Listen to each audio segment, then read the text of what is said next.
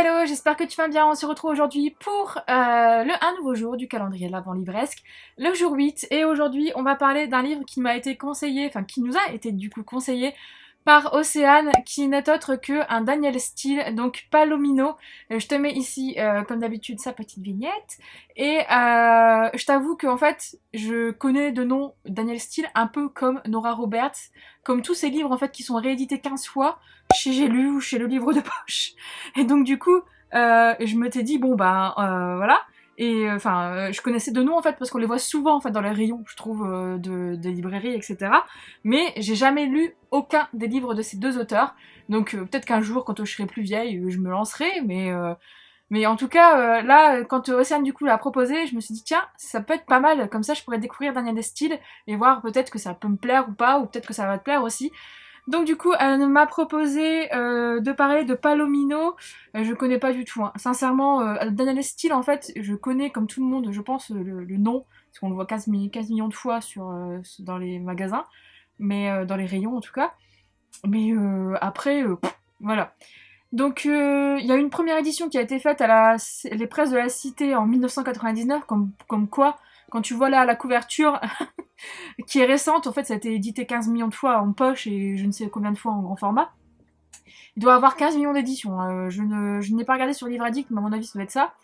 Mais et là au niveau de la thématique, on est sur un roman d'amour, western, ranch, chevaux, hypothérapie, handicap, histoire d'amour, romantique, littérature sentimentale, roman à l'eau de rose, animaux, littérature américaine, oui, forcément, et drame. Ok. Bon, on va voir. Du coup, je vais te lire du coup le résumé directement qu'Océane a fait. C'est l'histoire d'une jeune femme de 30 ans nommée Samantha alias Sam, mariée depuis 7 ans à un homme avec lequel elle travaillait dans un établissement publicitaire. Elle tomba dans une grosse dépression suite à la révélation de son mari qui lui avoua qu'il l'avait trompée et que la maîtresse était tombée enceinte. Bah, super, merci le gars. Cette situation l'affaiblit également pour son travail. Son patron, qui était aussi un ami, tout comme Charlie, un collègue qu'elle considère comme un frère, le força à prendre des vacances pendant quelques mois. La força, pardon. Ne sachant pas où aller, elle décida de recontacter une vieille amie de Californie.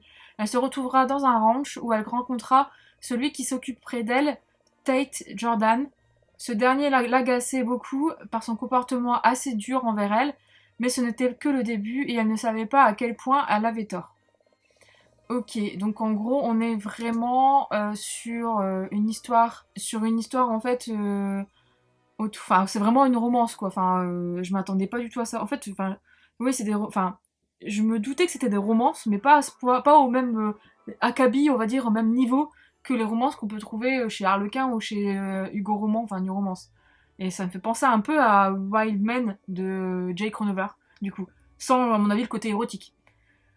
Belle et intelligente, Samantha est une jeune femme heureuse, mariée depuis 7 ans au présentateur vedette de télévision John Taylor, dont elle est plus que jamais amoureuse. Elle réussit superbement sa vie professionnelle au département création d'une agence de publicité à New York.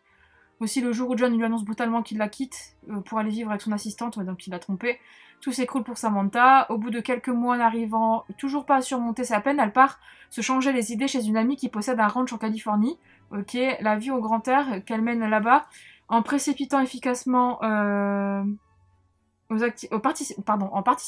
participant efficacement aux activités du ranch, Samantha est une excellente cavalière et surtout sa rencontre avec Tate Jordan, rude et fier cowboy, ouais, ça me fait vraiment penser à Wild Men de Jake Ronover, si quelqu'un l'a lu, voilà. Mais ça me fait penser à ça et franchement ça peut être pas mal parce que bon alors je vais peut-être en choquer mais moi je n'ai pas du tout d'attachement particulier pour les chevaux et c'est vraiment le truc.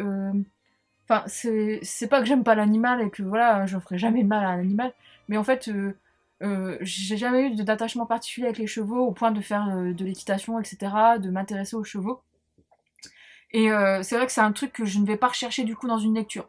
Mais là, si ça peut être pas mal quand même de découvrir ça. Je sais pas si on a beaucoup comment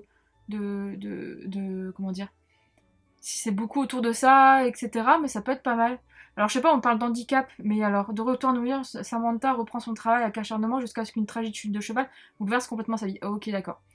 Donc trouvera-t-elle enfin le bonheur? Gna, gna, gna. Ok.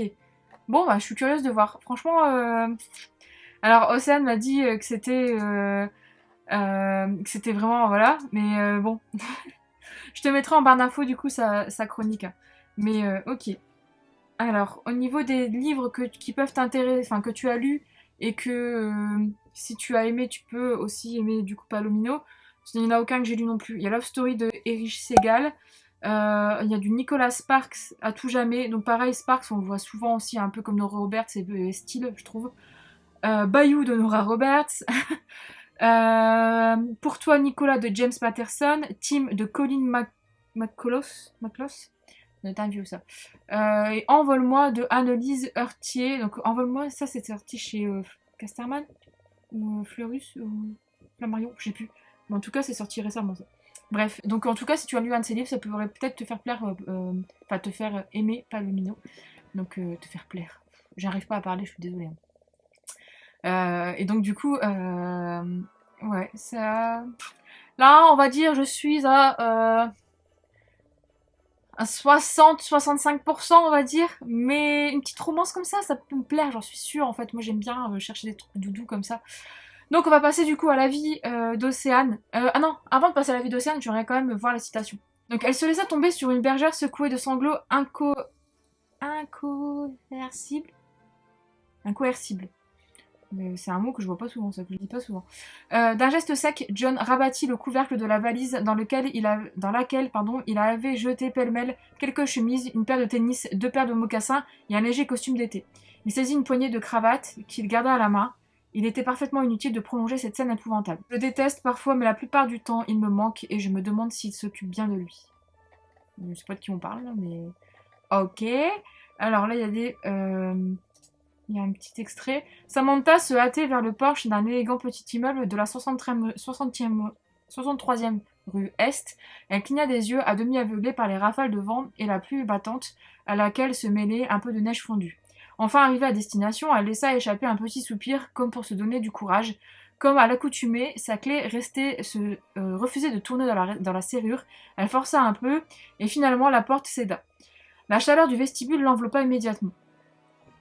Mais elle resta immobile un long moment, secouant son opulente chevelure d'une nuance rare, blond platine au reflet d'argent.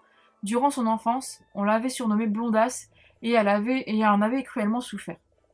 Ok, bon. Ça a l'air...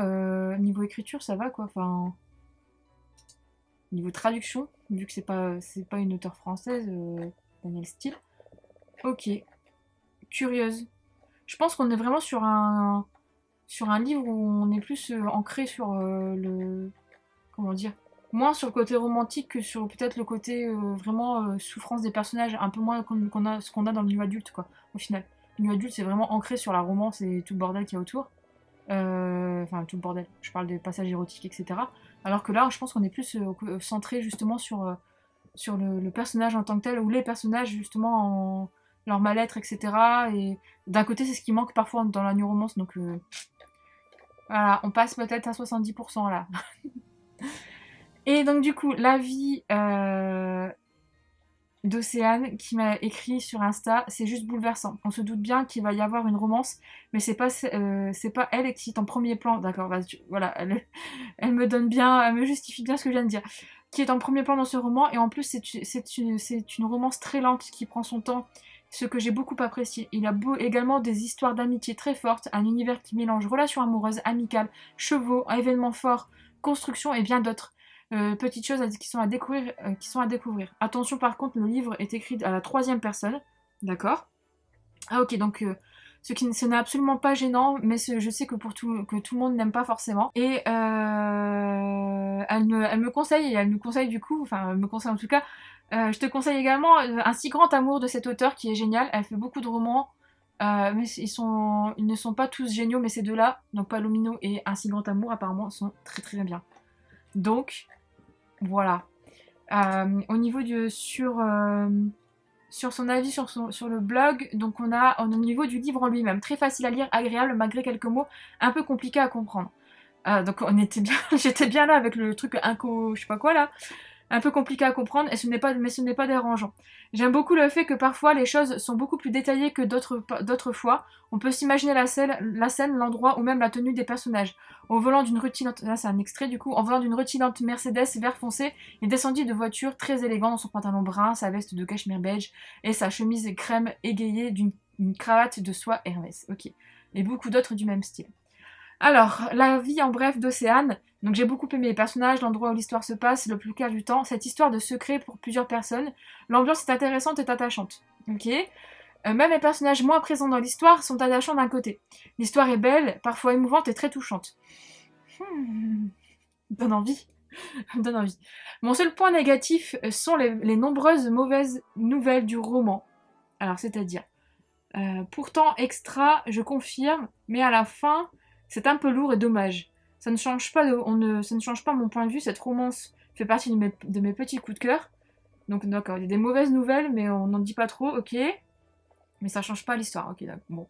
La fin est perturbante, je l'aime beaucoup, elle a énormément de signification pour l'histoire, mais elle a donc un truc qui donne envie de voir ce qui se passe après cette dernière phrase. D'accord. Je ne dis rien, du coup, faut lire le livre en fait. C'est bien, Océane, tu me donnes bien envie là. Quelle dernière phrase? Moi j'ai envie du coup de savoir. Si vous décidez de lire cette romance, je vous souhaite une bonne lecture. Ok, bah écoute, Océane, tu me donnes envie. Tu me donnes envie aussi. Je pense que franchement, tu l'as vu arriver à 1000% là. Le truc, c'est que tous les livres qui ont été proposés, on est d'accord qu'en fait, ils vont finir dans ma wishlist. Hein? On est d'accord? En plus du Daniel Steele, je pense que ça se trouve facilement sur du Vinted à pas cher. Oh là là, mais c'est pas bien. Donc ok. Merci beaucoup en tout cas Océane pour ton avis parce que franchement ça me donne envie de changer un peu justement des romances qu'on peut avoir chez Hugo. C'est vrai qu'en ce moment moi, en plus j'essaye un peu de changer et de varier parce que j'en ai marre un peu de toujours les mêmes choses. Mais en tout cas... Bref, en tout cas tu retrouveras la petite chronique de Océane dans la barre d'infos comme d'habitude. Si tu as aimé cette vidéo et si tu as envie de lire ce livre, n'hésite pas à le dire en commentaire. Si tu as aimé, du coup, de laisser un petit pouce bleu, ça fait toujours plaisir et ça fait du bien à la chaîne. Et pareil, si tu ne connais pas la chaîne et si tu as envie de t'abonner, si tu aimes bien découvrir et si tu aimes bien ce qui se passe par ici, n'hésite pas non plus, ça fait toujours plaisir aussi. Du coup, on se retrouve à demain pour un nouveau jour du calendrier de l'Avent. À demain!